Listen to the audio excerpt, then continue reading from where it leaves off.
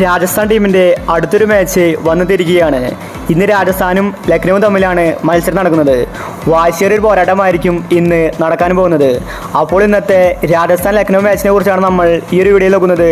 ഇതുപോലത്തെ IPL ന്യൂസിന് വേണ്ടി ഈ ചാനൽ മറക്കാതെ സബ്സ്ക്രൈബ് ചെയ്യൂ. ആദ്യമായി ലക്നൗ ടീമിനെ പരിഗണിച്ചാൽ ലക്നൗ ഇപ്പോൾ മികച്ച ഫോമിലാണ്.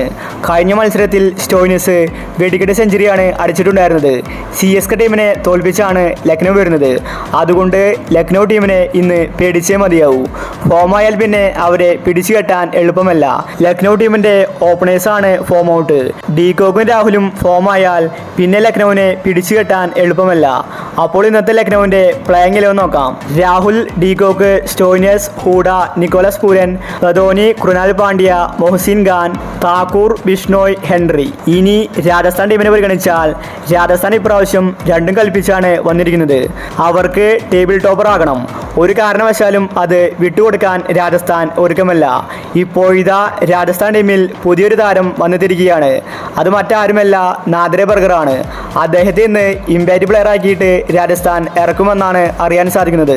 സഞ്ജു വലിയ പ്ലാനോട് കൂടിയാണ് ഇന്ന് കളിക്കാൻ ഇറങ്ങുന്നത്. രാജസ്ഥാൻ ടീമിൽ എല്ലാ താരങ്ങളും ഫോമിലാണ്.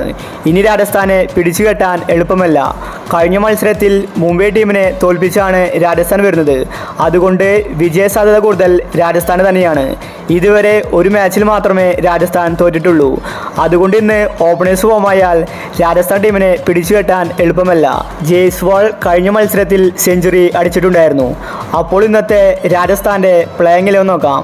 Buttler, Jaiswal, Sanju Samson, Riyan Parag, Dhruv Jurel, Shimron Hetmyer, Rovman Powell, Ashwin, Avesh Khan, Trent Boult, Chahal. അപ്പോൾ ഇന്ന് നമുക്ക് ആവേശ പോരാട്ടം കാണാൻ സാധിക്കും. അപ്പോൾ ഇന്നത്തെ മാച്ചിൽ ലക്നൗ ജയിക്കുമോ രാജസ്ഥാൻ ജയിക്കുമോ? നിങ്ങളുടെ അഭിപ്രായങ്ങൾ താഴെ കമൻറ്റ് ചെയ്യുക. ഇതുപോലത്തെ IPL ന്യൂസിന് വേണ്ടി ഈ ചാനൽ മറക്കാതെ സബ്സ്ക്രൈബ് ചെയ്യൂ.